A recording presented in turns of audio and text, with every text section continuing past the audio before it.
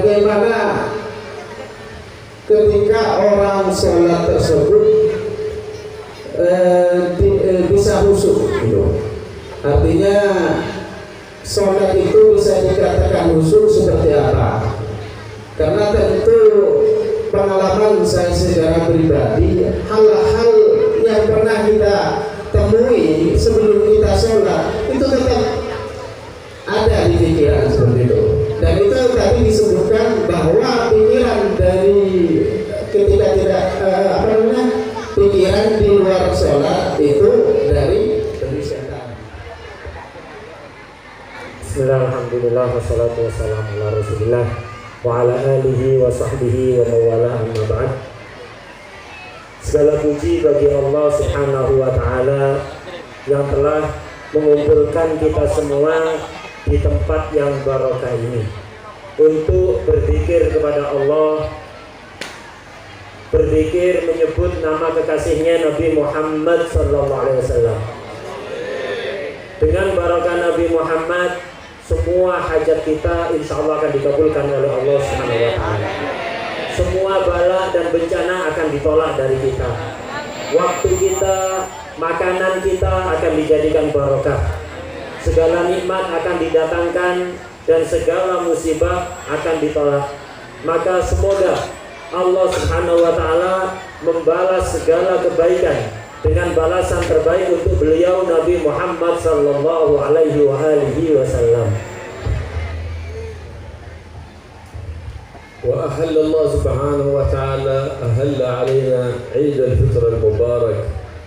الله يجعل أيامنا وإياكم كلها أعياد، لكن الأعياد هي لمن كان له الأعمال الصالحة تزداد، ليس في رمضان فحسب، بل في كل زمان وكل أوان وكل مكان. بعد كل طاعة تكون للعبد عيد من أعياده، كما قال سيدنا علي كرم الله وجهه عندما رؤي في يوم العيد يأكل خبزا جافا، فقيل له يا أمير المؤمنين في مثل هذا اليوم تأكل هذا الخبز الحاف الجاف؟ فقال هذا اليوم عيد، وكل يوم لا نعصي الله فيه فهو لنا عيد. فلهذا قيل العيد لمن طاعاته تزيد، لا لمن لبث من الثياب الجديد. فالله يجعل أيامنا وأيامكم كلها أعياد نزداد فيها في طاعة الله سبحانه وتعالى واتباع النبي محمد صلى الله عليه وآله وصحبه وسلم.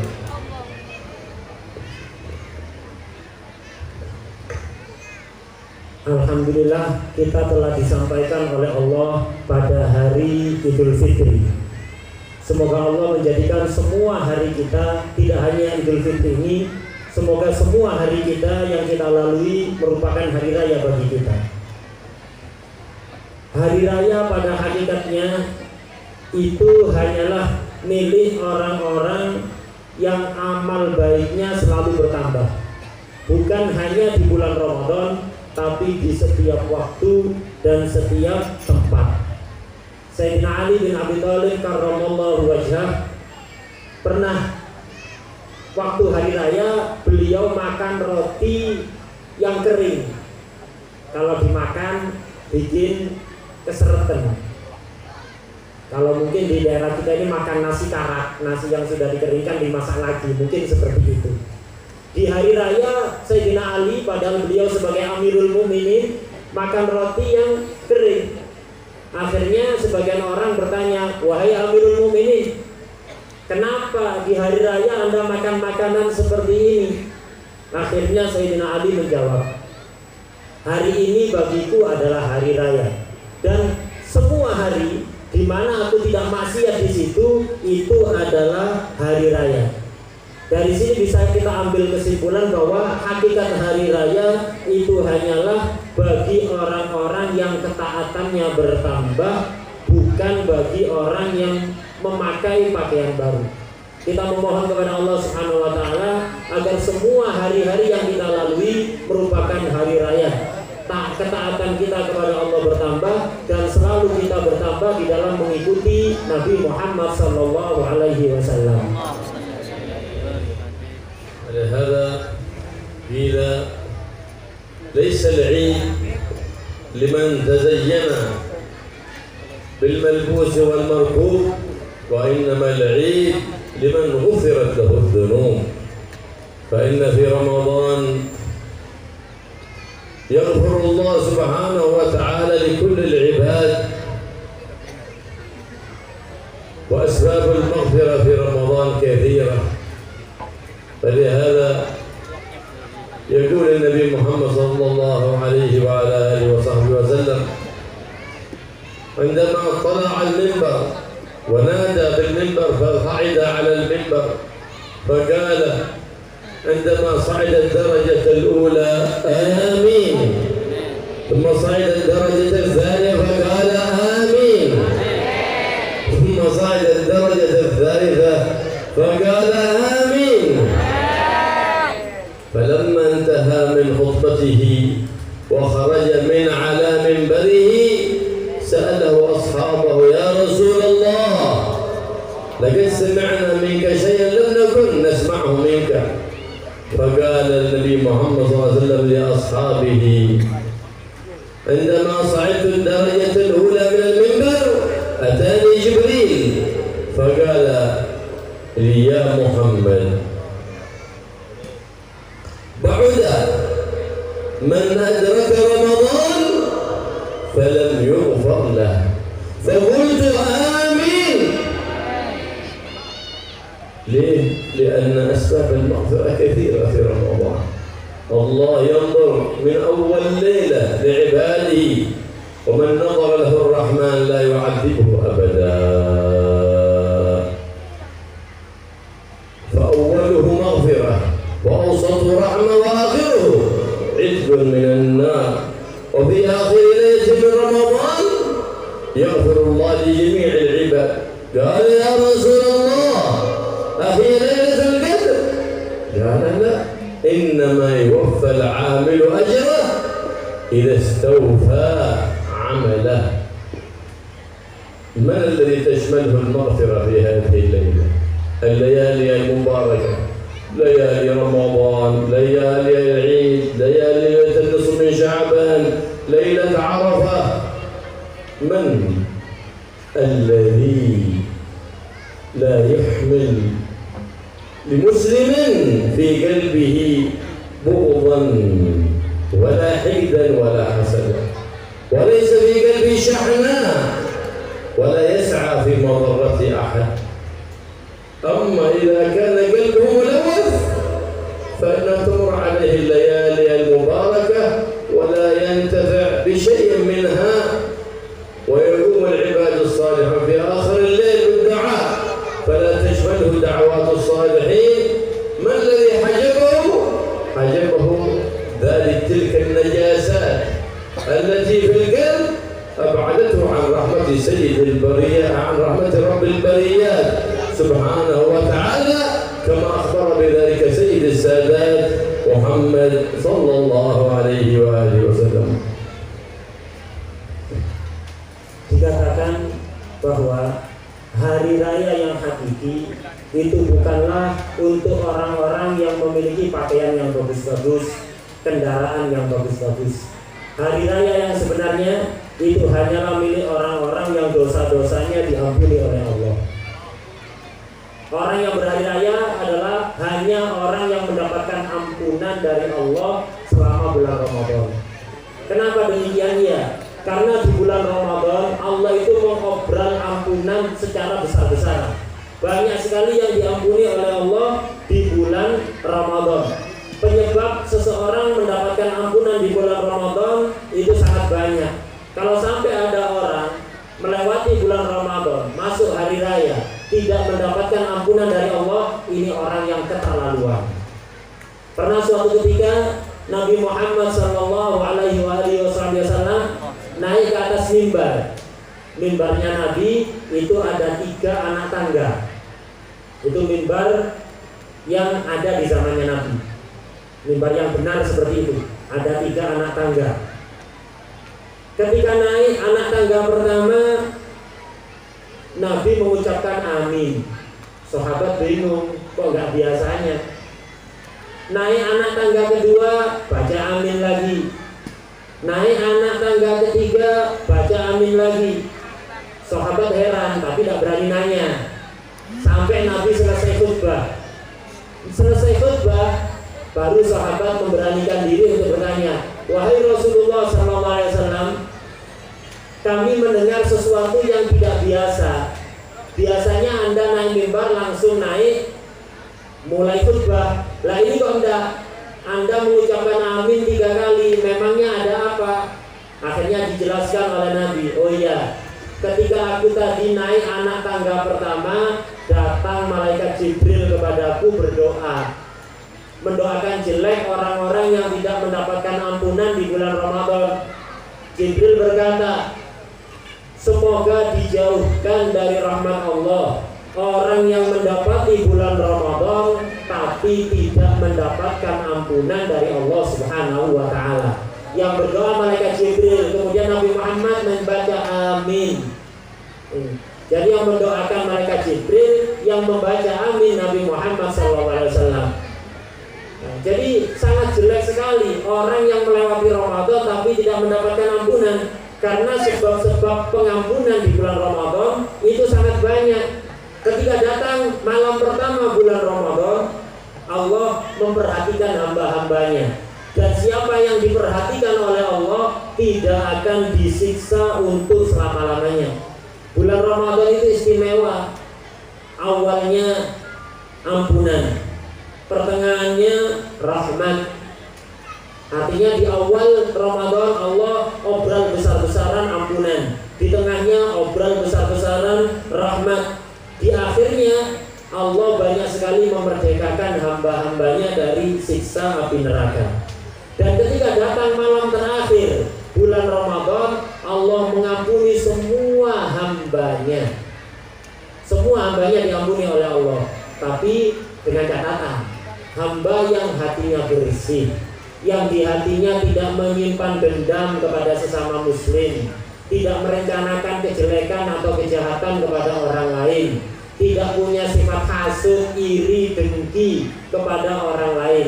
Ini yang mendapatkan ampunan di malam-malam bulan Ramadan dan juga malam-malam istimewa lainnya, malam Arafah, malam hari raya, dan malam-malam istimewa lainnya. Adapun orang yang di hatinya dipenuhi dengan kotoran, di hatinya selalu ada rencana jahat kepada orang lain, hasud, ada tetangganya nyaman, dia panas, nggak seneng, kepingin nikmatnya itu hilang, merencanakan kejahatan kepada orang lain, hasud kepada orang lain, iri, dengki kepada orang lain. Orang seperti ini tidak akan mendapatkan ampunan dari Allah di malam-malam yang mulia. Dan di malam hari itu banyak wali-wali Allah, orang-orang soleh di seluruh penjuru dunia berdoa. Dan doa mereka diantaranya adalah memintakan ampunan untuk orang lain sesama mukmin. Dan yang didoakan mereka pasti diampuni oleh Allah. Kecuali orang-orang tadi itu yang hatinya kotor, tidak masuk kepada doanya para wali-wali Allah dan orang-orang soleh. هذا جعل الله سبحانه وتعالى بعد كل عبادة عيد. بعد الحج جعل عيد الأضحى، بعد رمضان جعل عيد الفطر تفريحا للمؤمنين الطائعين، وأن طاعة الرحمن لا تختص بزمان، فمن كان يعبد رمضان فإن رمضان قد مضى وانقضى، ومن كان يعبد رب رمضان فإن رب رمضان حي باقي لا يفنى. فاستمر على طاعة الرحمن واتباع النبي محمد سيد ولد عدنان في كل أوان، في رمضان وفي غيره من بقية الأزمان. Allah Subhanahu wa Ta'ala menjadikan hari raya setiap selesai ibadah. Idul Adha itu hari raya setelah melaksanakan ibadah haji. Idul Fitri hari raya setelah melaksanakan ibadah puasa. Untuk apa? Untuk menggembirakan hamba-hambanya yang beriman. Dan ibadah kepada Allah itu tidak khusus pada zaman tertentu.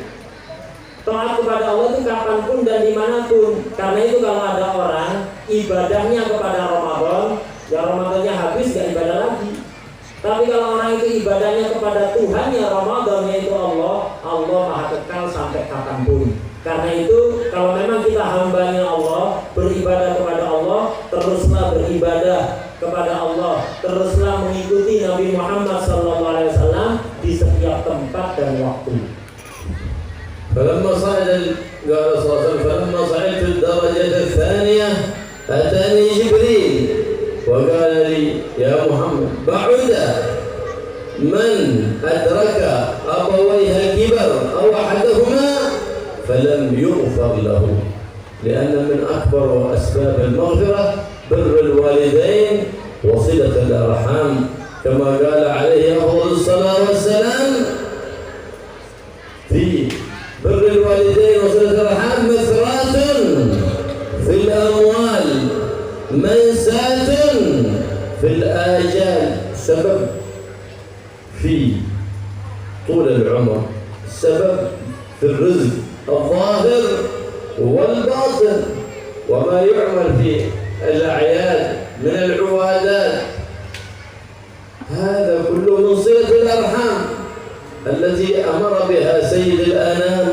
محمد صلى الله عليه وعلى آله وصحبه وسلم وفيه إدخال الفرح والسرور على الأقارب وعلى الأصحاب فتزداد العلاقة والرابطة وتقوى الأخوة الإسلامية وتزداد القرابة صلة والله سبحانه وتعالى يقول في الرحم اشتققت له اسما من اسمي فمن وصله وصلته ومن قطعه قطعته نسأل الله العافية والسلام فهذه الأعياد فرصة لصلة الأرحام حتى يقوى الإيمان ويتصل الإنسان بالنبي محمد سيد الأنام ببركة طاعة الرحمن ومن أعظم الطاعات بر الوالدين وصلة الأرحام. Tadi dikatakan Nabi membaca amin 3 kali. Yang pertama sudah diterangkan. Ketika Nabi Muhammad SAW naik ke anak tangga mimbar yang kedua, malaikat Jibril datang lagi mendoakan jelek bagi anak-anak yang kurang ajar kepada orang tuanya. Malaikat Jibril berdoa, semoga dijauhkan dari rahmat Allah anak yang mendapati kedua orang tuanya sudah tua atau salah satunya tapi dia tidak mendapatkan ampunan Allah. Punya orang tua kok tidak dapat ampunan dari Allah, ini anak yang jauh dari rahmat Allah, didoakan jauh dari rahmat Allah oleh malaikat Jibril dan diamini oleh Nabi Muhammad SAW. Kenapa demikian? Karena anak yang memiliki orang tua untuk masuk surga gampang, tidak perlu bingung cari cara. Untuk mendapatkan ampunan Allah gampang, tidak perlu bingung nyari cara. Cukup yang baik sikapnya kepada orang tua. Bakti kepada orang tua ini akan menyebabkan dia dapat rahmat Allah dan akan diampuni semua dosa-dosanya oleh Allah Subhanahu wa Ta'ala. Tidak hanya itu, berbakti kepada orang tua dan juga silaturahim, menyambung persaudaraan dengan kerabat kita, dengan paman, bibi, sepupu, Popo, Telopopo dan seterusnya. Menyambung silaturahim dan juga bakti kepada orang tua ini merupakan sebab terbesar seseorang bisa mendapatkan ampunan Allah dan juga bisa melancarkan rezeki, kata Rasulullah SAW. Kepingin lancar rezeki, yang baik kepada orang tua, yang baik kepada sanak famili, kepada kerabat, akan dilancarkan rezeki baik zahir maupun rezeki batin dan juga akan menyebabkan orang itu panjang umur. Kepingin panjang umur, yang baik kepada orang tua, yang baik kepada kerabat. Dan termasuk adat yang baik adalah saling berkunjung kepada rumah kerabat di saat hari raya. Karena itu hari raya ini adalah kesempatan emas untuk kita menyambung kembali tali silaturahim. Jadi gunakan sebaik-baiknya hari raya untuk bersilaturahim, menyambung hubungan baik dengan kerabat-kerabat yang sudah jarang ketemu atau punya problem atau apa saja. Gunakan sebaiknya. Ini termasuk adat yang baik yang diperintahkan oleh Rasulullah SAW. Di samping silaturahim ini juga termasuk idkhalus surur, menyebabkan orang lain bahagia. Kerabat kita, teman-teman kita, ini akan memperkuat hubungan kita, baik hubungan kekerabatan maupun hubungan pertemanan. Rahim itu pada hakikatnya, pada aslinya ini adalah salah satu nama dari nama Allah Subhanahu wa Ta'ala. Jadi kenapa kerabat itu dalam bahasa Arab disebut rahim? Yang mana rahim itu diambil dari nama Allah? Iya, karena kata Allah, siapapun yang menyambung tali silaturahim maka akan memiliki hubungan baik dengan Allah Subhanahu wa Ta'ala. Tapi barang siapa memutuskan tali silaturahim maka akan diputuskan rahmatnya Allah dari dia. Karena itu hati-hati di dalam menjaga silaturahim. Gunakan hari raya ini sebaik-baiknya untuk memperbaiki hubungan kita dengan kerabat kita. العبادات من صلة الرحم وفيها إدخال السرور، وذلك السرور الذي يدخله على أخيك المؤمن يحفظه الله سبحانه وتعالى. فإذا مت وضع في قبرك نور. ما ذلك النور؟ فيقول أنا ذلك السرور الذي أدخلته على أخيك المسلم فلان، يحفظه الله ويجعله في قبرك. فلهذا ورد أن ما تعبد الله بشيء أفضل ما تعبد الله بشيء من العبادات أفضل من جبر الخواطر.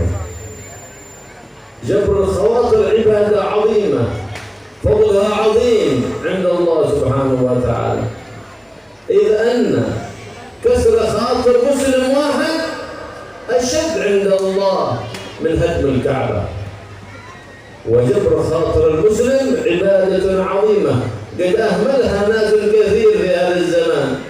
عبادة لا تحتاج منك أي كلفة ولا أي تعب، لكن تحتاج قلب سليم يظهر الرحمة لكل المسلمين. وما نزلت البليات من الفيروسات والكورونات والمصائب إلا بارتفاع الرحمة من القلوب.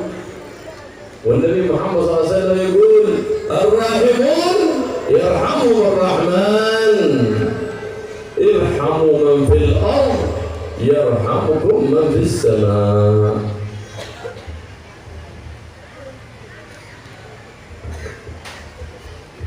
Saling berkunjung kepada rumah kerabat, tetangga, saudara di hari raya ini satu mengandung silaturahim, yang kedua bisa menyenangkan hati orang lain. Dan menyenangkan hati orang lain ini ibadah yang pahalanya sangat besar. Dengan cara apapun yang namanya membahagiakan hati orang lain itu pahalanya sangat besar dan akan dijaga oleh Allah. Nanti kalau kita mati, pahala idkhalus surur, pahala membahagiakan hati orang lain itu akan dikirimkan oleh Allah ke kuburan kita, sehingga kuburan kita menjadi seperti istana yang terang benderang dipenuhi dengan cahaya. Karena itu sering-seringlah kita untuk membahagiakan hati orang lain. Nanti kalau di kuburan, orang yang sering membahagiakan hati orang lain itu kan bingung, kok bisa kuburan ini terang benderang seperti istana dipenuhi dengan cahaya? Akhirnya dia bertanya, siapa kamu yang menerangi kuburanku? Maka akan dijawab, aku yang menerangi kuburanmu ini adalah pahala karena kamu dulu pernah membahagiakan hati seseorang. Karena itu sering-seringlah melakukan ibadah ini. Ibadah ini pahalanya sangat besar, menjaga perasaan orang lain. Jangan sampai orang lain itu tersinggung gara-gara ucapan kita, gara-gara sikap kita. Sering-seringlah membahagiakan hati orang. Membahagiakan hati orang menjaga perasaan orang pahalanya sangat besar. Sebaliknya, menyakiti perasaan orang lain, baik dengan ucapan maupun dengan sikap, menyinggung perasaan orang lain, baik dengan ucapan maupun sikap. Satu orang muslim saja kita sakiti hatinya, dosanya di sisi Allah lebih besar dibanding ngebom Ka'bah.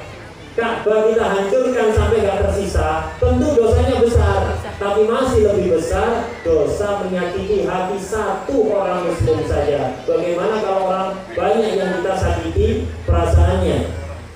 Ibadah menjaga perasaan orang lain, menyenangkan hati orang lain, ini gampang, gak perlu biaya, gak perlu tenaga, gak perlu apa-apa, hanya perlu hati yang bersih, yang menginginkan kebaikan untuk setiap muslim, hati yang penuh rahmat, penuh kasih sayang kepada setiap muslim. Ini saja modalnya, kita sudah bisa menyenangkan hati orang lain, menjaga perasaan orang lain.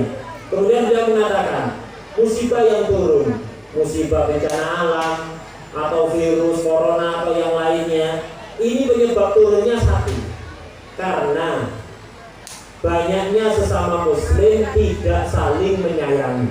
Itu sebabnya. Karena banyak sesama muslim saling bermusuhan, tidak saling menyayangi satu sama lain. Itu penyebab turunnya bala. Kalau kepingin balanya hilang, ya sudah, hilangkan permusuhan, hilangkan rasa benci kepada sesama muslim, saling menyayangilah antara sesama muslim. Rasulullah SAW bersabda, Ar-Rahimun yarhamuhumur Rahman. Orang yang saling menyayangi orang lain itu akan disayangi oleh Allah. Karena itu sayangilah makhluk Allah yang ada di bumi, maka kita akan disayangi oleh yang ada di langit. وبر الأبناء بالآباء والأمهات والأجداد والجدات ليس هو خاص في الحياة، بل يكون بعد الممات، وذلك هو البر الأكبر بعد الممات، لأنهم أحوج ما يكون لاستغفار الأولاد والبنات والأحفاد بالدعاء والصدقة عنهم والاستغفار لهم بعد كل أذان وبعد كل صلاة، وبزيارتهم وبإهداء الأعمال الصالحة لهم. ذاك من بر الأبناء بالآباء والأمهات بعد الممات، كما قال عليه الصلاة والسلام: وإن من أبر البر أن تبر أهل ود أبيك، أي من كان يودهم ويصلهم في حياته، أن تودهم بعد مماته. ذاك من أبر البر بالآباء والأمهات بعد مماتهم. Berbakti kepada orang tua, apakah itu ayah, ibu, kakek, nenek. Jadi bakti bukan hanya ke ayah dan ibu saja. Baktinya anak itu harus wajib kepada ayah, ibu, kakek, nenek, dan terus ke atas. Nah, bakti kepada orang tua itu tidak hanya ketika mereka masih hidup. Setelah kakek nenek kita meninggal, setelah ayah ibu kita meninggal, kita tetap wajib untuk berbakti kepada mereka. Bahkan berbakti kepada orang tua setelah mereka meninggal, ini justru bakti yang teragung, yang lebih besar dibanding bakti kepada orang tua yang masih hidup. Kita bakti kepada orang tua yang masih hidup, membantu keperluan mereka. Walaupun tidak kita bantu, mereka bisa melakukan sendiri. Tapi beda kalau mereka sudah meninggal. Mereka sudah meninggal, tidak bisa nambah amal, bisa tambah pahala, tidak bisa nambah pahala. Yang bisa nambah pahala kita anaknya. Karena itu bakti kepada orang tua setelah mereka meninggal itu lebih besar pahalanya, lebih dianjurkan, lebih diwajibkan. Bagaimana cara berbakti kepada orang tua setelah mereka meninggal?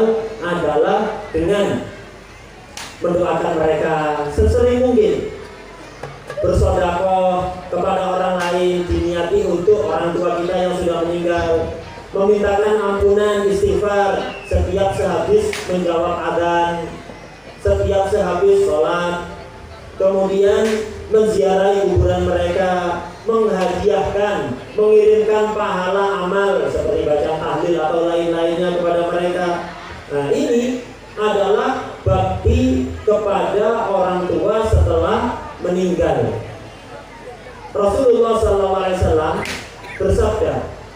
bahwa termasuk bakti yang paling besar adalah ketika seorang anak tetap menjaga hubungan baik dengan orang-orang dekat orang tuanya. Jadi orang tuanya dulu punya kerabat, punya kakak adik. Setelah meninggal, kita tetap menjaga hubungan baik dengan keluarga ayah kita, keluarga ibu kita, keluarga kakek nenek kita, teman-temannya ayah ibu kita, teman-temannya kakek nenek kita. Dengan kita menjaga hubungan baik dengan orang-orang tersebut, ini akan dicatat oleh Allah sebagai bakti yang terbesar seorang anak kepada orang tuanya setelah meninggal. فقال صلى الله عليه وآله وسلم فلما صعدت الدرجة الثالثة أتاني جبريل وقال بعد من ذكرت عنده ولم يصلي عليه صلى الله وسلم عليه وعلى آله فإنه يبعد عن رحمة الله من يسمع باسم النبي محمد ولم يصلي عليه. فلهذا يقول الحبيب محمد البخيل من ذكرت عنده فلم يصلي عليه صلى الله وسلم عليه وعلى آله. فينبغي كلما كتبت اسمه أن تصلي عليه وكلما ذكرت اسمه أن تصلي عليه وإذا سمعت باسمه أو بوصفه أن تصلي عليه صلى الله وسلم عليه وعلى آله وصحبه وسلم. ولا يكتفي بكما يفعله بعض الجهلة الأغبياء من إذا ذكر اسم النبي أو كتب اسم النبي محمد أن يأتي باختصار SAW. هذا من إساءة الأدب مع النبي محمد صلى الله عليه وعلى آله وصحبه وسلم. وقد ابتدعها ناس كثير في هذا الزمن نطقا وكتابة، وهذا لا يرضي النبي محمد ولا يفرح النبي محمد ولا تسمى أنك من المصلين على النبي محمد صلى الله عليه وعلى آله وصحبه وسلم إذا أتيت بلفظ SAW أو كتبت SAW.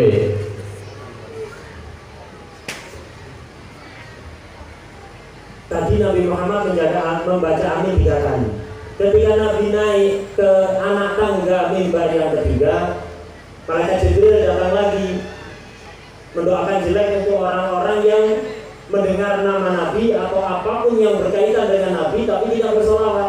Malaikat Jibril berdoa, semoga dijauhkan dari rahmat Allah orang-orang yang engkau disebut, namamu disebut, sifat-sifatmu disebut, apapun yang berkaitan denganmu wahai Nabi Muhammad disebut, tapi dia tidak bersolawat kepadamu. Jadi orang-orang yang mendengar nama Nabi Muhammad atau sifatnya Nabi Muhammad atau apapun yang berkaitan dengan Nabi Muhammad kok tidak sholawat, didoakan jauh dari rahmat Allah dan Jibril dan diamini oleh Nabi Muhammad SAW. Karena itu hati-hati, jangan sampai kita masuk tergolong orang lain. Dalam hadis yang lain Rasulullah SAW bersabda, kurang lebih artinya orang yang paling pelit adalah orang yang ketika aku disebut namaku, sifatku atau apapun yang berkaitan denganku disebut, dia tidak bersalawat kepadaku. Inilah orang yang paling pelit. Karena itu selalulah kita bersalawat kepada beliau setiap kita nulis nama beliau, setiap kita menyebut nama atau sifat beliau, setiap kita mendengar nama atau sifat beliau atau apapun yang berkaitan dengan beliau, selalulah bersalawat kepada Rasulullah SAW. Tapi awas, salawat yang lengkap, jangan salawat yang disingkat. Seperti apa salawat yang disingkat? Kadang orang nulis nama Nabi Muhammad habis itu tulis SAW. Ini termasuk bentuk kurang ajar kepada Nabi Muhammad SAW. Karena itu hati-hati. Walaupun banyak orang yang menulis seperti itu, jangan tiru-tiru di undangan atau di apapun. Jangan pernah nulis SAW. Tulis yang lengkap. Capek ngetik, tinggal copy paste. Apa susahnya? Jadi jangan pernah menyingkat sholawat dengan SAW, karena ini termasuk suul adab, kekurangan ajaran kepada Nabi Muhammad SAW. Dan dengan menulis SAW, kita tidak dicatat sebagai orang yang bersolawat. SAW bukan sholawat. Sholawat itu sallallahu alaihi wasallam, itu sholawat. Karena Sayyidatuna Aisyah fi laila min al-laili takhifu thawban lin Nabi Muhammad sallallahu alaihi wasallam. فانطفأ السراج سقطت الإبرة من يدها فصارت تحسس على الأرض لتلتقط الإبرة فما استطاعت. فبينما هي كذلك إذ دخل النبي محمد صلى الله عليه وسلم حجرته وفتح الباب فاستنارت الغرفة والحجرة من نور وجهه صلى الله عليه وآله وسلم، فالتقطت الإبرة الصغيرة من نور وجه النبي محمد صلى الله عليه وسلم، فتعجبت لذلك النور المبين الذي أشرق أعظم من إشراق الشمس في حجرتها. فلما رأى العجب في وجهها قال يا عائشة ويل لمن لم يرني يوم القيامة. قالت يا رسول الله ومن الذي لا يراك يوم القيامة؟ قال صلى الله عليه وآله وصحبه وسلم البخيل. قالت ومن البخيل؟ قال صلى الله عليه وآله وصحبه وسلم البخيل من ذكرت عنده فلم يصلي عليه. وصفه بأخبث الأوصاف وأبغض الأوصاف صفة البخل، لأن البخيل بعيد من الله، بعيد من الناس، بعيد من الجنة، قريب من النار. وعكسه الكريم قريب من الله، قريب من الناس، قريب من الجنة، بعيد من النار. Pernah suatu ketika Sayyidah Aisyah itu jahit pakaian ya dengan alat tradisional jarum kecil itu. Di tengah-tengah jahit, lampu penerangan yang ada di rumah Sayyidah Aisyah, yang ada di kamar Sayyidah Aisyah itu padam dan jarumnya jatuh. Karena jarumnya jatuh, lampu padam, kondisi kamar gelap. Sayyidah Aisyah akhirnya meraba-raba lantai kamarnya untuk mencari jarum. Gak ketemu karena saking gelapnya. Kondisi kamar gelap, yang dicari benda kecil yaitu jarum jahit. Di tengah-tengah Sayyidah Aisyah bingung nyari jarum, tiba-tiba Rasulullah SAW masuk ke kamar. Kamar yang asalnya gelap, begitu Nabi masuk seketika terang benderang, sangat terang. Kenapa? Karena pancaran cahaya yang memancar dari wajah Rasulullah SAW yang mengalahkan sinar matahari maupun rembulan. Seketika itu Sayyidah Aisyah langsung melihat jarum dan mampu mengambilnya. Sayyidah Aisyah kaget karena saking terangnya kamar itu. Ketika Rasulullah masuk, akhirnya wahai Rasulullah, betapa terang wajah Anda. Ketika Sayyidah Aisyah sedang keheranan, Rasulullah SAW berkata kepada Sayyidah Aisyah, wahai Aisyah, celaka yang besar bagi orang yang tidak mampu memandang wajahku kelak di hari kiamat. Nauzubillah. Akhirnya Sayyidah Aisyah bertanya, wahai Rasulullah, memangnya siapa yang tidak bisa memandang wajah indahmu nanti di hari kiamat?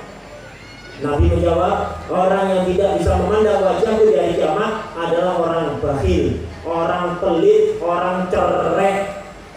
Sayyidah Aisyah bingung, Rasulullah, siapa itu orang cerek, orang pelit?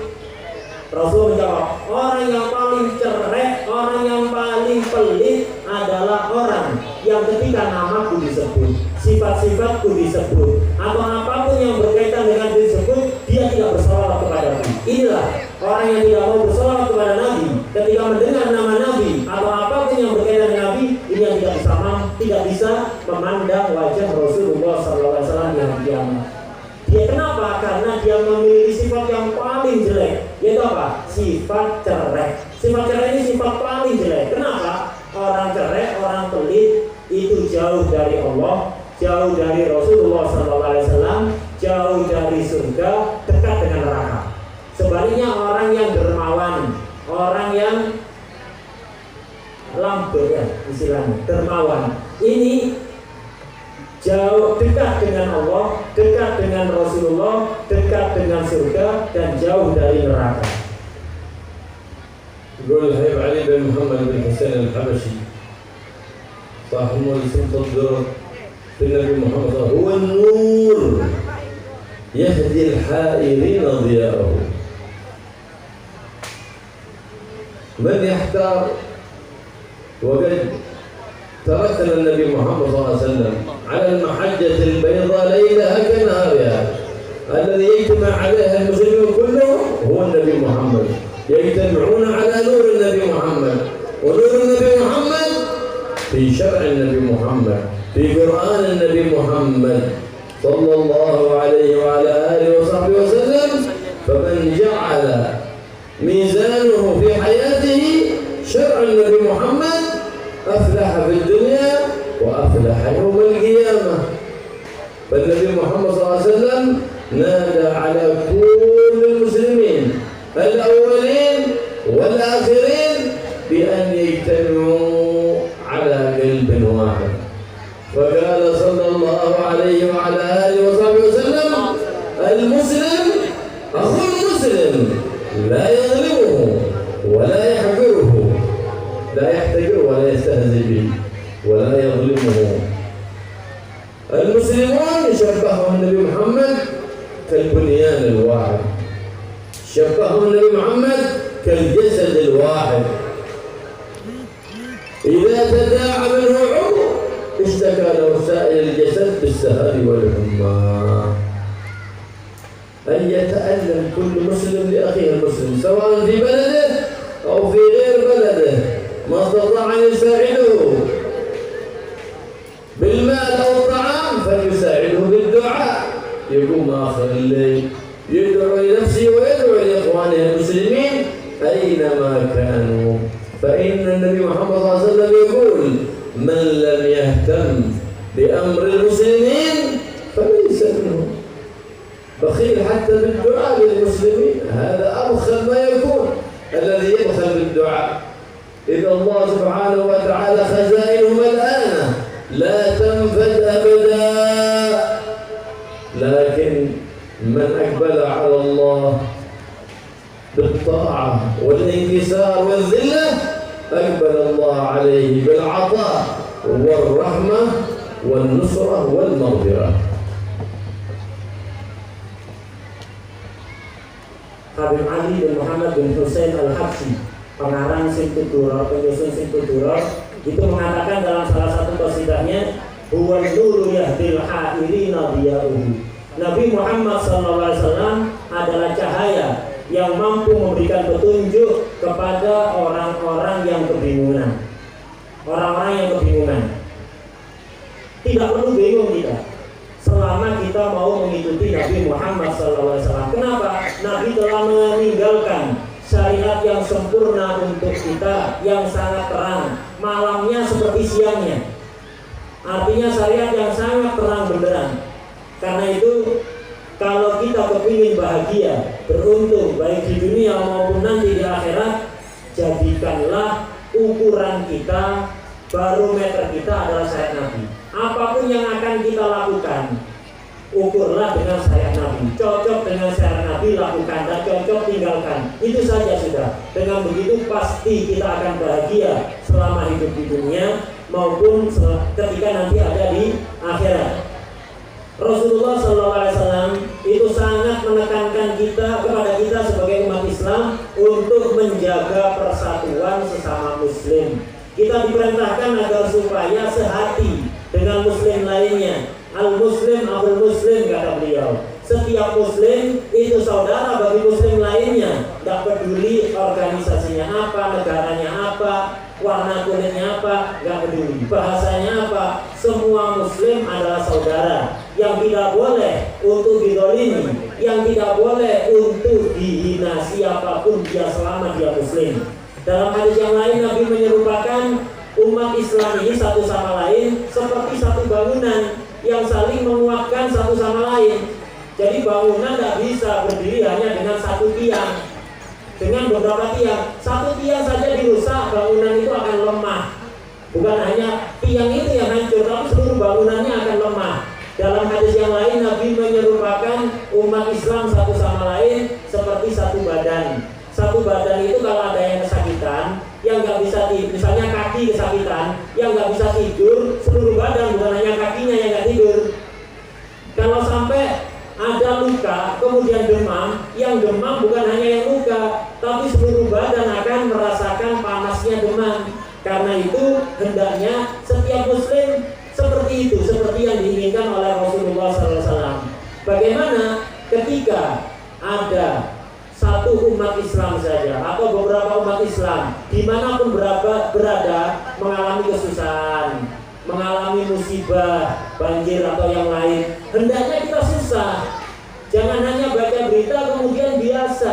Enggak, kita harus susah atas kesusahan yang dialami oleh umat Islam dimanapun berada. Kalau kita bisa membantu dengan harta kita, bantu mereka dengan harta. Tidak bisa membantu dengan harta, bantu dengan doa. Bangun di penghujung malam, doakan yang tulus agar supaya musibah atau kesedihan yang dialami segera diangkat oleh Allah Subhanahu wa Ta'ala.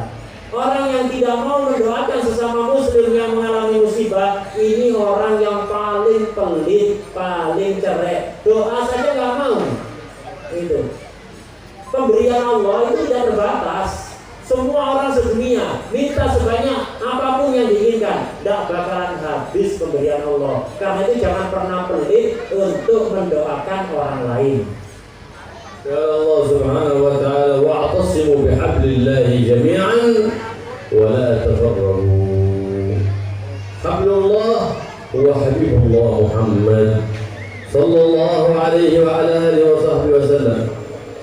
فالرحمن يرضى عن عباده إذا اجتمعوا على محبة هذا الحبيب واتباع هذا الحبيب محمد صلى الله عليه وعلى آله وصحبه وسلم، ويكسر ظهر الشيطان. فإذا اختلف العباد رضي الشيطان وسخط الرحمن. وكل من رأيت بينهم تشاحن وبغضا ذاك إنما يمشي في مرضاة الشيطان وسخط الرحمن. وأخبث ما يكون التباغض بين طلبة العلم، لأن أستاذ مع أستاذ يتحد تصلح البلاد، وأستاذ مع أستاذ إذا تباغض وتحاسد تفسد البلاد.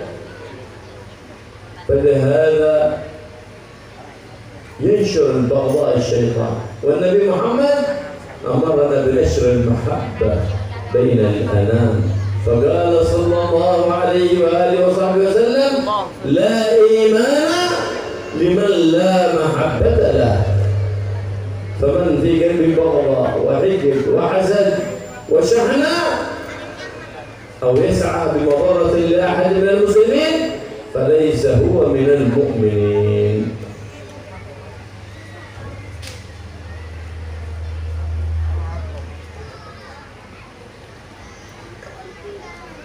Allah Subhanahu wa Ta'ala berfirman di dalam Al-Quran, wa'tasimu bihablillahi jami'an wa la tafarraqu. Berpegang teguhlah kalian terhadap tali Allah secara total. Tali Allah maksudnya adalah Nabi Muhammad SAW. Dan jangan pernah bercerai-berai. Allah akan ridho ketika setiap kita bersatu untuk mencintai Nabi, bersatu untuk memuliakan Nabi. Allah ridho ketika umat Islam satu sama lain saling membantu, saling bersatu. Ini Allah ridho. Yang jengkel, yang marah itu setan. Kenapa? Punggungnya akan patah. Dia usaha keras untuk menghancurkan umat, tidak bakalan berhasil sampai punggungnya patah kalau umat Islam bersatu. Sebaliknya, kalau umat Islam satu sama lain saling bermusuhan, saling hasut-hasutan, saling caci maki satu sama lain, maka yang senang setan, yang marah Allah Subhanahu wa Ta'ala. Karena itu, setiap permusuhan dengan alasan apapun antara sesama umat Islam itu adalah bisikan setan, ajaran setan. Dan permusuhan yang paling jelek kalau sampai terjadi antara sama-sama penuntut ilmu, sama-sama santri, sama-sama ustadz, sama-sama kiai. Ini permusuhan yang paling jelek, dan paling menyenangkan setan. Kenapa? Kalau ustadz satu sama lain, sesama ustadz saling membantu di dalam dakwah, ini dakwahnya bakal sukses. Setan akan bersedih. Tapi sebaliknya, kalau sudah ustadz dengan ustadz lainnya, kiai dengan kiai lainnya saling bermusuhan, saling menjelek-jelekan, saling mencaci maki, maka akan hancur daerah itu. akan hancur negara itu, tidak bakalan menghasilkan apa-apa dakwahnya kalau saling bermusuhan. Nabi Muhammad SAW mengajarkan kita untuk mencintai orang lain. Dalam hadis beliau bersabda, la imana liman la mahabbatalah. Tidak ada iman bagi orang yang tidak memiliki rasa cinta kepada orang lain. Karena itu kalau ada orang yang hasud, yang membenci sesama muslim, yang menghina sesama muslim, merencanakan kejahatan kepada sesama muslim, orang itu tidak punya iman apapun titelnya. النبي محمد صلى الله عليه وعلى آله وصحبه وسلم دلنا على كل خير، فقال صلى الله عليه وسلم ما من شيء يقربكم إلى الجنة إلا ودللتكم عليه، وما من شيء يبعدكم عن النار إلا وحذرتكم منه. جزا الله عنا هذا النبي العظيم خير ما جزى نبيا عن أمته. Rasulullah SAW menunjukkan kepada kita segala kebaikan. Dalam salah satu hadis beliau pernah bersabda, kurang lebih artinya, tidak ada satu perbuatan apapun yang bisa mendekatkan kalian kepada surga kecuali aku telah menunjukkannya kepada kalian. Dan tidak ada satupun perbuatan yang bisa mendekatkan kalian kepada neraka kecuali aku memberikan peringatan kepada kalian agar supaya jangan sampai melakukannya.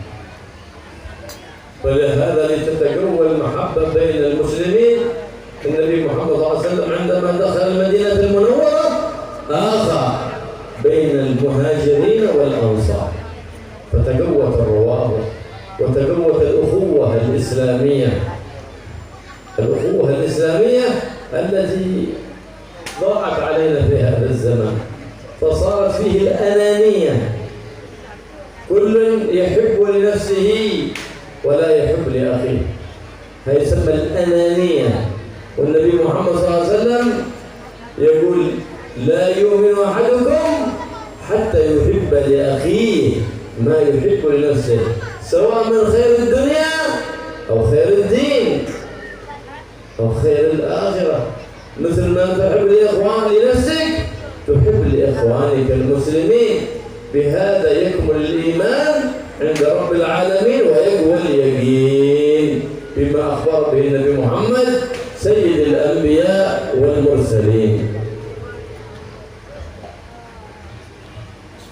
Persatuan umat Islam itu sangat penting. Karena itu ketika Nabi Muhammad SAW hijrah ke Madinah, pertama kali masuk Madinah, yang pertama kali dilakukan oleh Nabi adalah mengikat tali persaudaraan antara sahabat Muhajir dan sahabat Ansor.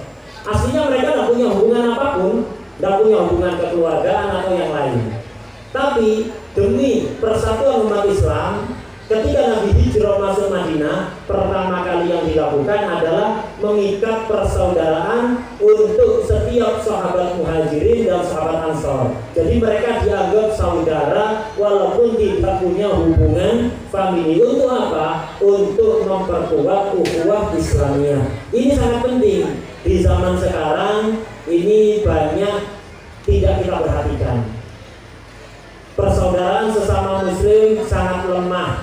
Setiap orang Islam mementingkan urusannya sendiri, tidak peduli kepada umat Islam lainnya. Semua egois, ananiyah kata beliau. Hanya mementingkan urusannya sendiri. Pokok urusan saya beres, urusan orang lain tak ngoros, tak ngurus, tak peduli sama sekali kepada urusan orang lain. Orang seperti ini orang yang gak punya iman. Kenapa? Rasulullah SAW bersabda kurang lebih artinya, tidak sempurna iman kalian kecuali kalian telah memiliki rasa senang untuk orang lain apa yang kalian senangi untuk diri sendiri. Ukuran kesempurnaan iman seseorang itu adalah kepedulian kepada orang lain. Ketika kita menyukai sesuatu, apakah kita menyukai kalau orang lain bisa mendapatkan sesuatu itu? Kalau iya, sempurna imannya. Kalau tidak sempurna imannya. Bahkan bisa dikatakan tidak punya iman. Ini mencakup urusan dunia, urusan agama, termasuk urusan akhirat. Karena itu kalau imannya kepingin kuat, kepingin sempurna, yang peduli kepada sesama muslim, berusahalah menyenangi apapun yang kita senangi untuk orang lain. فكان لليقين بما والإيمان بما جاء به النبي محمد أثر عظيم في قلب المؤمن في دفع الشرور وخواطر الشيطان. كان أحدنا الصالحين يمشي فإذا يرى كشف له عن شيطان على باب المسجد قائم، فقال له: يا عدو الله، ما أوقفك على باب بيت الله؟ فقال: هناك مصلي يصلي داخل المسجد أريد أن أفسد عليه صلاته، لأن الشيطان يحسد العبد إذا خشع في صلاته، فيأتي ويقول: اذكر كذا، اذكر كذا، اذكر كذا. كل البرنامج الذي ما يفعله ذلك اليوم يذكره إياه في الصلاة، وكل شيء ضاع عليه يذكره إياه في الصلاة حتى يذهب عنه الخشوع والحضور في الصلاة. فما استطاع الشيطان أن يفسد على المصلي في داخل المسجد صلاته. قال: وما منعك يا عدو الله أن تفسد عليه صلاته؟ قال: منعني نفس هذا النائم. في واحد نائم على باب المسجد، قال: نفسه يحرقني، أريد أن أدخل فإذا نفس هذا النائم يحرقني. كيف يحرقني؟ نائم يحرس قائم، لم يصعب عليه صلاة المصلي، لكن صعب عليه أن يخترق نفس ذلك النائم، لأنه نائم على قوة يقين بالله، وخالف نفسه وشهوته وهواه. النبي محمد صلى الله عليه وسلم يقول: يبلغ العبد بقوة يقينه ما يبلغ به الصائم القائم. وكل من خالف شهوته ونفسه وهواه وكان قلبه سليم عن جميع المؤمنين، وبعد ذلك يعتقد في نفسه أنه عبد ذميم، ذاك نفسه يحرق الشيطان، كما قال النبي محمد صلى الله عليه وسلم: إن الشيطان لا يفرق من ظلك يا عمر. وهذه ليست خصوصية لعمر فحسب، بل كل من خالف شهوته ونفسه وهواه واستقام على تقوى الله وقوي يقينه بالله وإيمانه بما جاء به حبيب الله محمد، فإن الشيطان يفرق من ظله كما يفرق من ظل عمر. فالله يحفظنا ويحفظكم من وساوس الشيطان ومن خواطر الشيطان، ويجعل خواطرنا خواطر الرحمن، وينهج بنا ويسلك بنا مسلك حبيب الرحمن محمد سيد الأكوان صلى الله عليه وآله وصحبه وسلم. Kuatnya iman kepada apapun yang dibawa oleh Nabi Muhammad SAW. Jadi ketika kita yakin mantap semantap-mantapnya dengan apa yang dibawa oleh Nabi, ini akan membuahkan efek yang sangat kuat di dalam menolak segala keburukan. Dikisahkan dulu itu ada sebagian orang soleh itu berjalan. Ketika sampai di depan pintu masjid, dia melihat setan, karena ini orang soleh diberi kelebihan oleh Allah, bisa melihat setan. Jadi ada setan berdiri ada di depan masjid, kepingin masuk tidak bisa. Akhirnya ditanya, Masya Allah, ngapain kamu ada di depan masjid di mondar mandir? Akhirnya si setan jawab, iya, saya mau masuk ke dalam masjid. Di dalam masjid itu ada orang sholat, aku kepingin merusak sholatnya dia. Lalu terus kenapa gak masuk? Gak bisa. Begitulah setan. Setan itu sangat hasut kalau melihat manusia sedang sholat. Sangat hasut, karena itu orang sholat itu akan diganggu oleh setan. Gangguannya lebih dibanding ketika tidak sedang sholat. Akhirnya dibuat bagaimana caranya dia gak sholat, atau sholat tapi gak berpahala. Kenapa? Pikirannya gelambiar kemana-mana. Karena itu kita sering kalau kehilangan sesuatu dicari gak ketemu, diingat-ingat dan ingat. Kalau sholat ingat, kok bisa kontak hilang, ketemu di dalam sholat. Bukan anugerah dari Allah, itu setan itu mengingatkan kita biar kita kepikiran kontak dan ingat sholatnya. Kadang nyusun aja lah, nanti malam ini acaranya apa, acara pertama, kedua, ketiga, keempat, kelima, apa saja dipersiapkan di dalam sholat. Itu dari setan itu. Setan hasut agar supaya kita tidak fokus di dalam sholat. Nah, ini melanjutkan kisah tadi. Setan kepingin masuk masjid, ingin ganggu orang yang sholat, tidak bisa masuk. Ditanya lagi, memang kenapa kamu tidak bisa masuk? Iya, di samping orang sholat ini ada orang tidur. Nafasnya orang yang tidur itu membakar aku. Kalau aku mau mendekat, mau masuk mengganggu orang sholat, orang yang tidur tadi bernafas, nafasnya membakarku. Karena itu tidak bisa masuk. Orang tidur menjaga orang yang sholat. Kok bisa demikian dia? Karena orang yang tidur ini orang yang memiliki hati bersih, selalu mengendalikan nafsu, peduli kepada sesama muslim, menginginkan kebaikan untuk sesama muslim. Orang yang seperti ini terus imannya kuat. Orang yang seperti ini walaupun tidur bisa menjaga orang yang sholat belum tentu bisa menjaga yang tidur.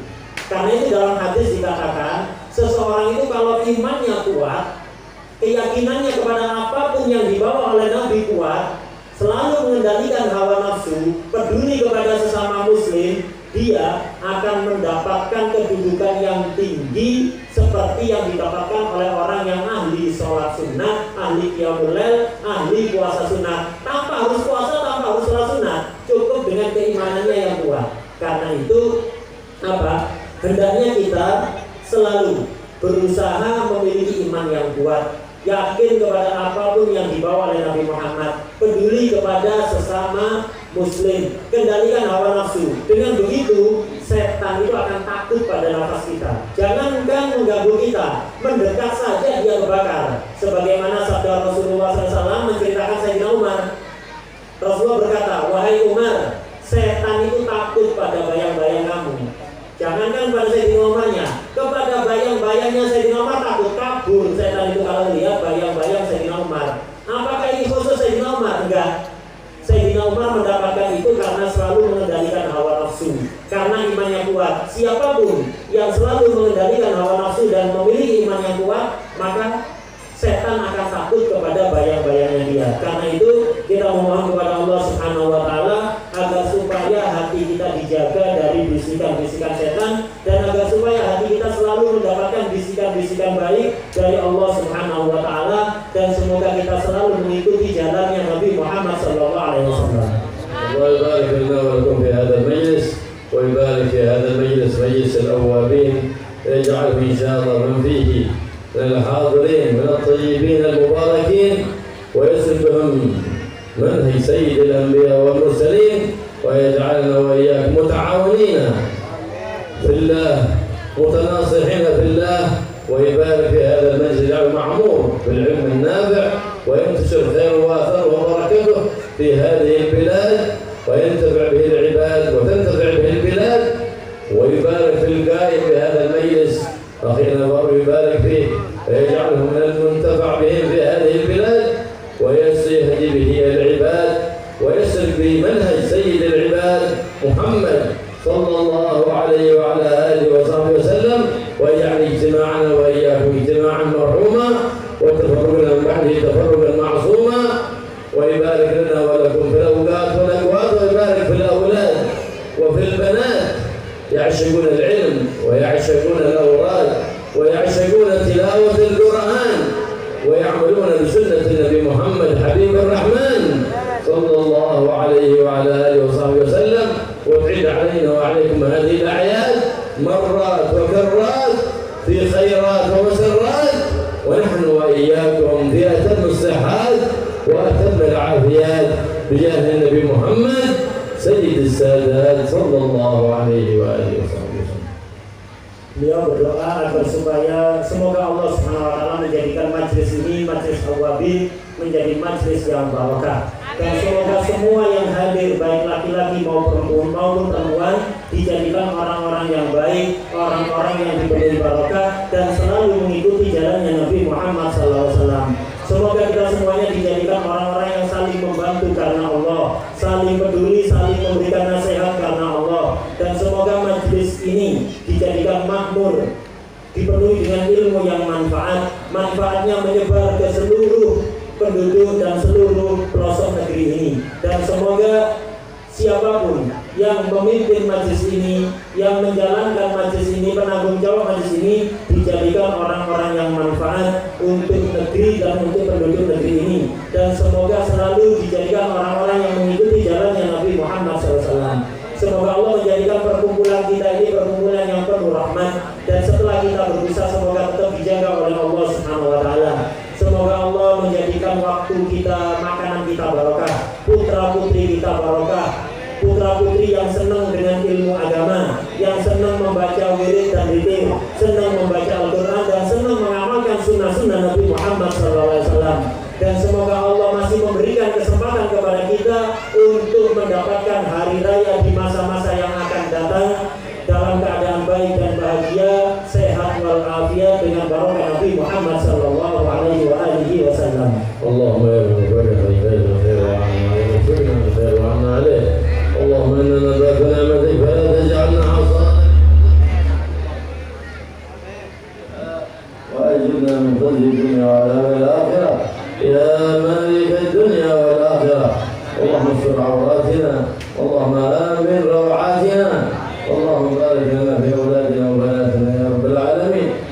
واشرح صدورنا بما في صلاح أمورنا وقربنا من الصالحين وحببنا للصالحين وحبب إلينا الصالحين وخلقنا بأخلاق الصالحين بجاه نبيك محمد الرؤوف الرحيم. قربنا الأخيار وابعد عنا الأشرار وابنا جميع المضار وشر ما تهدي الأيام والليالي يا عزيز يا غفار يا كريم يا ستار يا جليل يا جبار بجاه نبيك محمد المختار.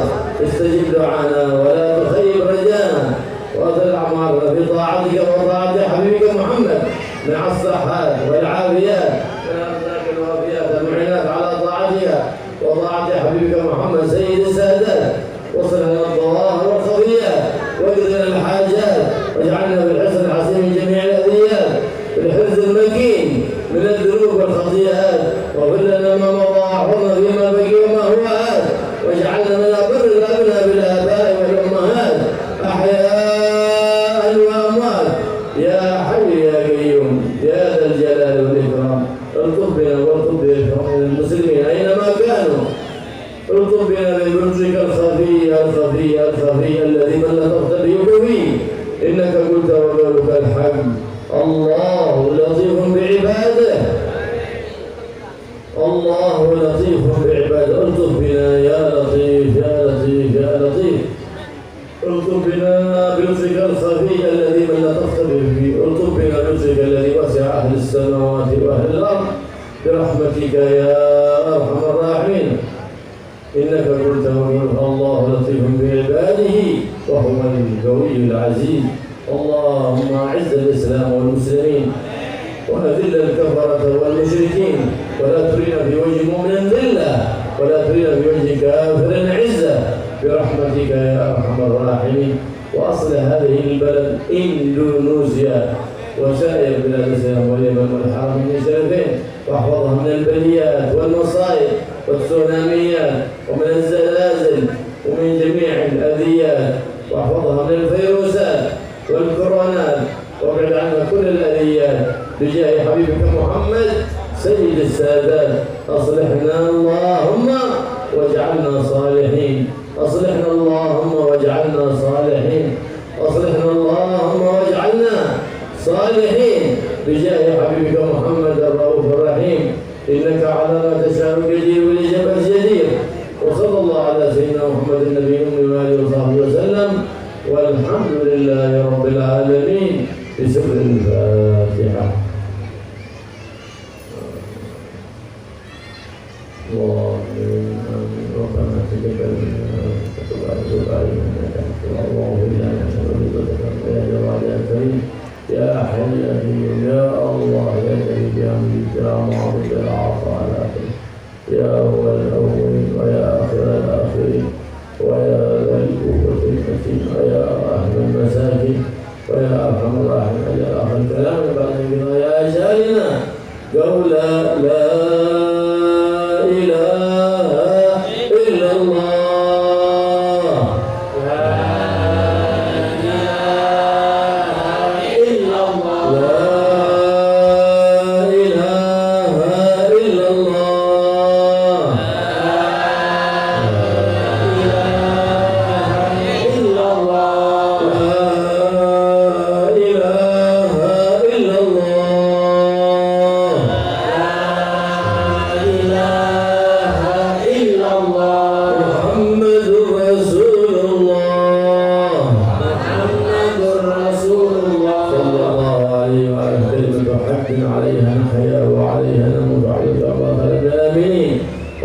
وأحينا عليها يا حي وأمتنا عليها يا مميت وبعثنا عليها يا بارد برحمتك يا أرحم الراحمين واكفنا جميع البليات. اللهم يا كافي البلاء اكفنا البلاء قبل نزوله من السماء يا الله يا الله يا الله يا الله يا الله يا الله يا الله يا رباه يا رباه يا رب المستغيثين يا درك الهالكين أغثنا تلك برحمة من النبي عمن سواك وصلى الله على سيدنا محمد النبي وصحبه وسلم وقل سبحان ربك رب العزة عما يصفون وسلام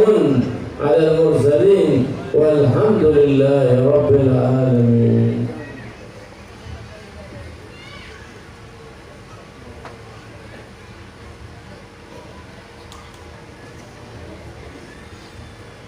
Mungkin dari jamaah ada yang ingin bertanya. Mungkin dari jamaah yang hadir ada yang ingin bertanya, tapi buka pertanyaan.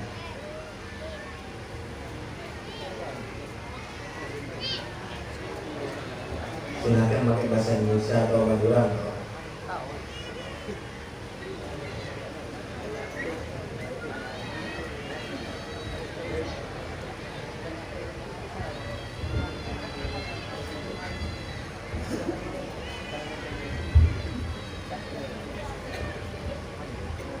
Assalamualaikum warahmatullahi taala wabarakatuh. Pertama, matur sekalian ahlan wa sahlan bi Habib Abdullah bin Abdurrahman al-Muhdar. Hafidhakumullah wa ra'akum wa nafa'ana bikum fid dharain amin. Artinya akan ditoyon katanya. Itu gua aki gelak kak itu pasera orang semirang asmana kanjeng Nabi Muhammad. Allahumma sholli ala sayyidina Muhammad. Orang semirang asmana kanjeng Nabi Muhammad nika pas tak mau sholawat nika dia pun orang paling cerek menjauh dari Allah Subhanahu wa taala. Kati pun apa misalah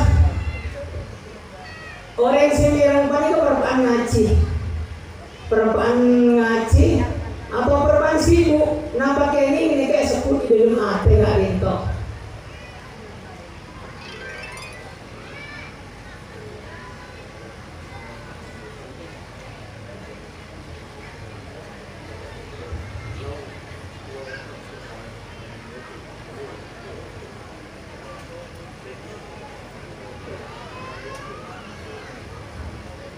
Nomor sekalian kau gak rintok. sama-sama. الصلاة على النبي محمد صلى الله عليه وسلم مطلوبة حتى في الصلاة. بسم الله الرحمن الرحيم. ألم نشرح لك صدرك. اللهم صل عليه. هذا من أذكار الصلاة المطلوبة. بسم الله الرحمن الرحيم. إنا أعطيناك الكوثر. اللهم صل عليه. هذا من أذكار الصلاة المطلوبة. وأنت تتلو القرآن في الصلاة وفي خارج الصلاة. تصلي بالضمير. في الصلاة تأتي بالصلاة بالضمير. وإذا كنت خارج الصلاة تأتي بالصلاة بالاسم الظاهر أو بالضمير على أي حال من الأحوال، سواء في مجلس القرآن، وهذا من أذكار الصلاة المطلوبة. كما ينبغي إذا قرأت القرآن إذا مررت بآية عذاب تستعيذ الله من العذاب، وإذا مررت بآية رحمة تسأل الله الرحمة.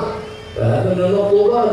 وأعظم شغل هو الصلاة على النبي محمد. أي شغل إذ ببركة الصلاة على النبي تقضى الحاجات وتستجاب الدعوات وتتقبل الصلوات ويحصل رضا رب البريات وتقضى الديون وتصلح الشؤون ببركة الصلاة على الحبيب محمد صلى الله عليه وسلم.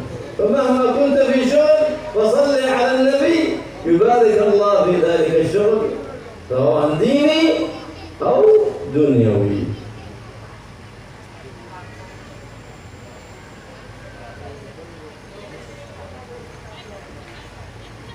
لا، ما يكفي بالقلب، لا بد من اللفظ، وإنما القلب عند الصلاة يستحضر عظمة حبيب الله محمد عند رب محمد، فلا بد من اللفظ بحيث يسمع نفسه. وأما الجهر فذاك إنما هو مندوب، لا يتوقف الأجر عليه لكن يتوقف على التلفظ.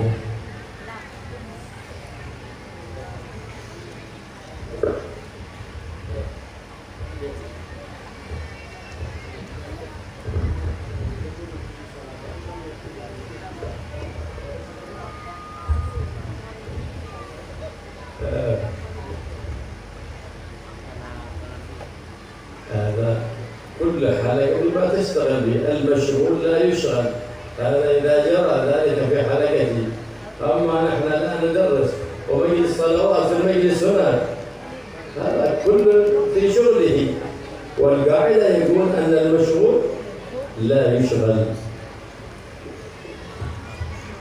Jadi tadi ada pertanyaan, dikatakan tadi oleh Habib dari hadis Rasulullah SAW, siapa yang mendengar tentang Nabi kok tidak bersolawat, maka dia dikatakan orang yang paling pelit dan jauh dari rahmat Allah.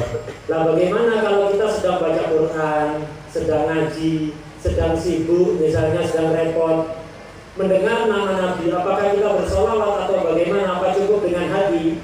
Kata Habib tadi, kesibukan paling utama itu adalah bersolawat kepada Rasulullah SAW. Walaupun kita misalnya kita di tengah-tengah sholat, sedang ibadah sholat, kok mendengar orang lain menyebut nama Nabi, kita bersolawat, tapi pakai dhamir. Kalau di dalam sholat pakai dhamir, jangan pakai isim dhamir. Atau bisa kita baca di dalam sholat, baca ayat Al-Quran yang di situ menyinggung Nabi, misalnya Inna a'tainakal kautsar. Kaf dhamirnya itu adalah Nabi Muhammad. Kita baca sholawat, Inna a'tainakal kautsar, Allahumma shalli wa sallim alaihi. Begitu. Jadi seperti begitu. Sebagaimana kalau kita baca ayat rahmat, kita minta rahmat. Baca ayat adab, kita meminta perlindungan dari adab. Begitu juga ketika baca ayat yang menerangkan Nabi Muhammad, kita bersalawat kepada beliau sallallahu alaihi wasallam. Gitu. Ketika kita baca Quran juga demikian. Di luar sholat terserah, mau sholawat pakai dhamir atau pakai dhohir. Kemudian sholawat ini harus dibaca dengan lisan sekiranya telinga kita mendengar, telinga kita sendiri. Tidak harus keras, mengeraskan sholawat kesunatan yang lain. Dibaca dengan hati saja tidak cukup. Nah, kemudian tadi saya tambahkan pertanyaan kepada beliau, kalau kita sedang ngajar bagaimana? Sedang ngajar murid, di sampingnya sedang mengadakan maulid, terus-terusan menyebut nama Nabi Muhammad, apakah ngajarnya ini berhenti terus kita sholawat terus? Begini, al-masyhur la yuswal kata beliau. Jadi kalau kita ngajar, kita nyebut nama Nabi Muhammad, kita sholawat. Kita ngajar, muridnya baca kitab, ada nyebut Nabi Muhammad, kita sholawat. Tapi kalau kita ngajar di kelas sampai ngadakan maulid terus-terusan baca Nabi Muhammad, ya udah masing-masing dengan kesibukannya. Yang maulid ya tetap maulid, yang ngajar tetap ngajar. Jadi yang ngajar tetap ngajar, yang maulid tetap maulid. Itu jawaban dari beliau kurang lebih.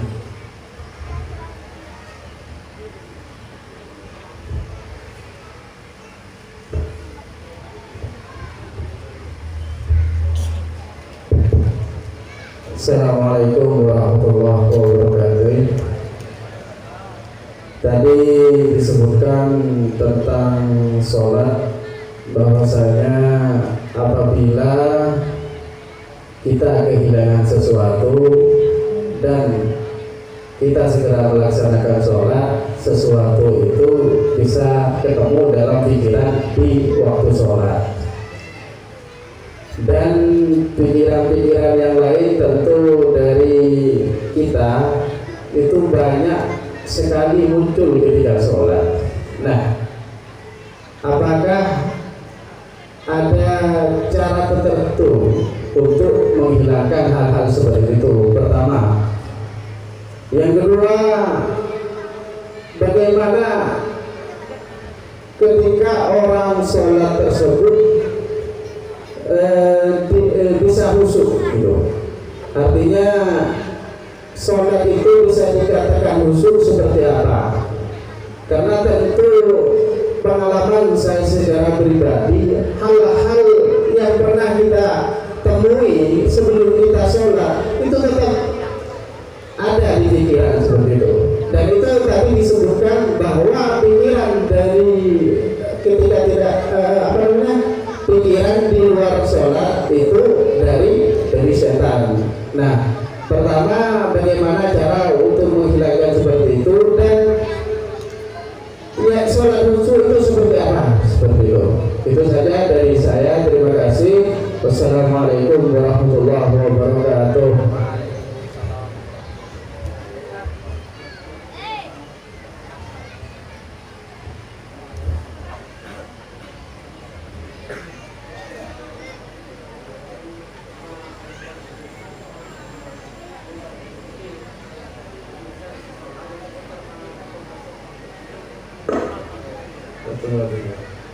نعم.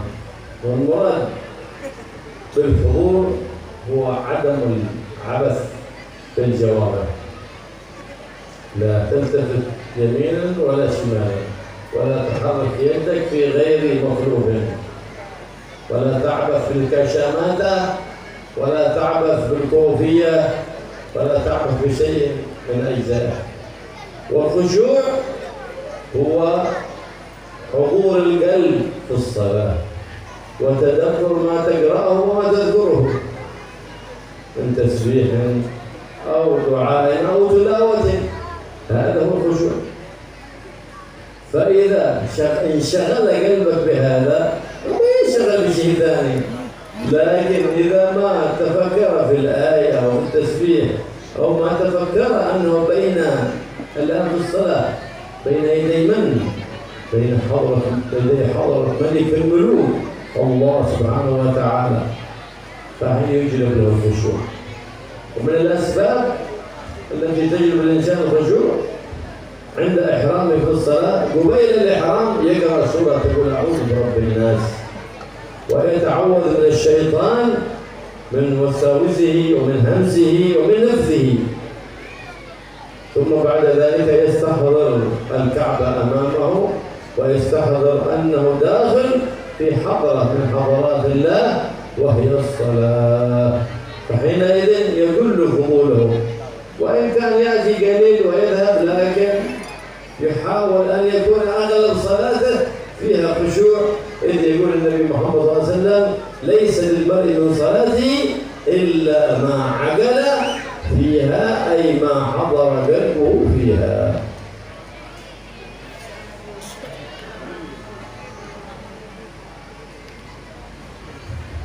Di dalam sholat kata beliau ada hudur dan ada khusyuk. Hudur itu artinya kita tidak main-main dengan anggota badan kita. Tidak misalnya tangannya digini-ginikan, tidak menggerakkan tangan kecuali gerakan yang diperintahkan. Tidak noleh kanan atau kiri, tidak main-main dengan kopiahnya, tidak main-main dengan anggota badannya, tidak main dengan kacamata, tidak garuk-garuk kalau nggak perlu. Nah, ini hudur. Adapun khusyuk itu adalah hadirnya hati di dalam sholat, hati merenungkan apa yang sedang dibaca. Ketika baca Quran, merenungkan mana ayat Quran. Ketika bertasbih, merenungkan mana tasbih. Ketika bertakbir, merenungkan mana takbir. Kalau hati kita sibuk memikirkan makna Al-Quran yang kita baca, makna dzikir yang kita baca, otomatis hati kita tidak bakalan mikir yang lain. Jadi itu caranya. Jadi caranya biar tidak mikir yang lain, ya pikirlah apa yang sedang kita baca. Kita baca ayat, dzikir, kita renungkan maknanya, otomatis kita tidak akan memikir yang lain. Tapi kalau kita tidak sibuk memikirkan apa yang kita baca, ya otomatis kita akan terbawa ke dalam pikiran-pikiran yang lain. Kemudian di antara cara agar supaya bisa khusyuk di dalam sholat, tidak datang pikiran yang aneh-aneh di dalam sholat. Sebelum sholat membaca suratul a'udzu birabbin nas. Kemudian meminta perlindungan kepada Allah dari setan, dari bisikan setan dan dari gangguan-gangguan setan. Kemudian membayangkan seolah-olah Ka'bah ada di depan kita. Yang keempat, membayangkan seolah-olah kita masuk ke dalam hadrah min hadratillah, yaitu sholat. Dengan begitu kita akan bisa lebih khusyuk. Seandainya datang pikiran-pikiran di tengah sholat, kita akan mudah untuk kembali hadir di dalam sholat. Jadi untuk hadir total maksimal awal akhir 100% ya susah. Yang penting kita harus usaha apa caranya. Kebanyakan sholat kita itu hadir, walaupun tidak semuanya.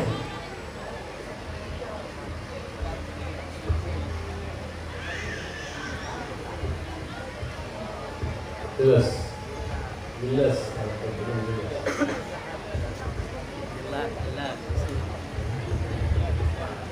Terima kasih. Assalamualaikum warahmatullahi wabarakatuh. Masih seputar sholawat.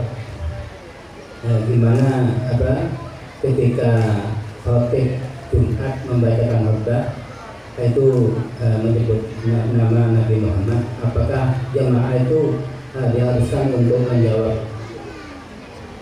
Sekian, terima kasih.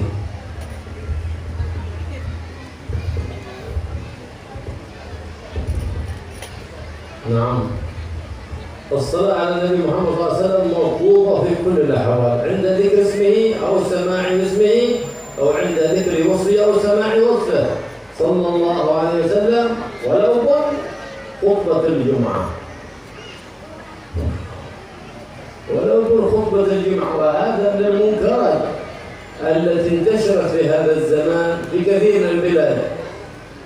جالسين يسمعون خطبة الخطيب والخطيب يذكر اسم النبي محمد صلى الله عليه وسلم، قال رسول الله صلى الله عليه وسلم، ولا أحد يصلي على النبي. يظنون أنه لا أدب السكوت في خطبة الجمعة. نعم، السكوت مطلوب في خطبة الجمعة، إلا إذا سمعت باسم النبي محمد ووصفه فينبغي أن تجهر بالصلاة على النبي، ليس تصلي فقط بل تجهر بالصلاة على النبي محمد جهرا معتدلا ليس فيه إزعاج ولا أذية لأحد، مطلوب حتى في خطبة الجمعة. وهذه من المنكرات التي تراها كل يوم جمعة خطيب الجمعة يأتي كم حديث ويذكر النبي محمد صلى الله عليه وسلم، بل أخبث من هذا يسمعون آية إن الله وملائكته يصلون على النبي يا أيها الذين آمنوا صلوا عليه وسلموا تسليما، ولا أحد يصلي في المسجد على النبي محمد. هذه من المنكرات التي انتشرت ولم يجد أحد لها من ناهي، لأن هناك أساتذة أو مذكرين يذكرون الناس بمثل هذه المسائل، فهو من المنكر الذي يجب إنكاره. أن نحن نجد الناس في المجالس أو يقرؤون كتب الحديث ويسمع قال رسول الله صلى الله عليه وسلم، سمعت رسول الله صلى الله عليه وسلم، وكأن شفتيه عليها الصمت، فلا يصلي على النبي، يقول أنا أصلي بقلبي، ما تكفي الصلاة بالقلب. فلا بد من التنفر. وأردت الفائدة العظيمة استحضر عند الصلاة على النبي عظمة النبي محمد عندما تذكر اسم النبي محمد صلى الله عليه وآله وسلم. Tadi ditanyakan ketika khotib sedang membaca khutbah kemudian menyebut nama Nabi, yang hadirnya apakah diperintahkan bersalawat? Jawaban beliau tetap dianjurkan. Jadi ketika sedang khutbah khotib membaca qala Rasulullah sallallahu alaihi wasallam atau innallaha wa malaikatahu yusholluna 'alan nabi, kita mendengar nama Nabi ketika khotib sedang membaca khutbah Jumat atau yang lain, semua yang hadir dianjurkan untuk bersolawat. Bukan hanya bersolawat dengan suara keras, tapi tanpa mengganggu sampingnya, keras yang normal, tidak keterlaluan. Termasuk kemungkaran yang banyak merata di hampir semua masjid. Setiap sholat Jumat sering khotib membaca qala Rasulullah, diam semuanya, nggak ada yang sholawat. Sebagian beralasan saya bersolawat di hati, nggak cukup. sholawat harus dengan lesan, minimal dengar telinganya sendiri. Lebih baik lagi dikeraskan, tapi yang normal tidak usah keterlaluan.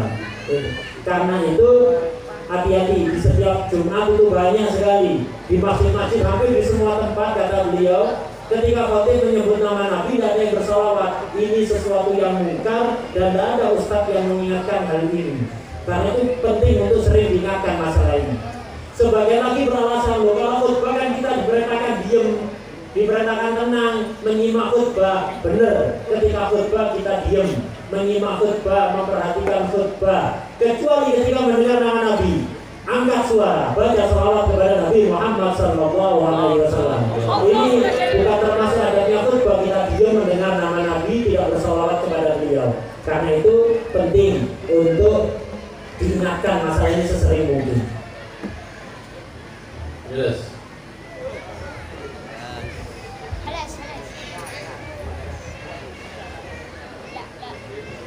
Cukup.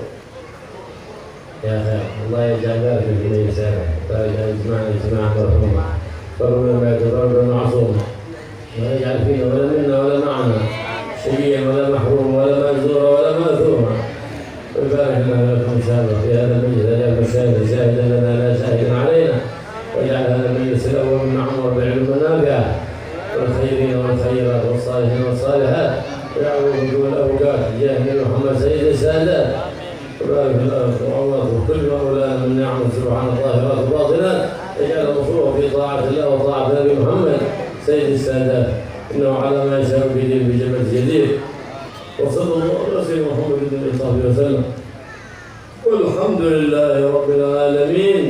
سر الفاتحه.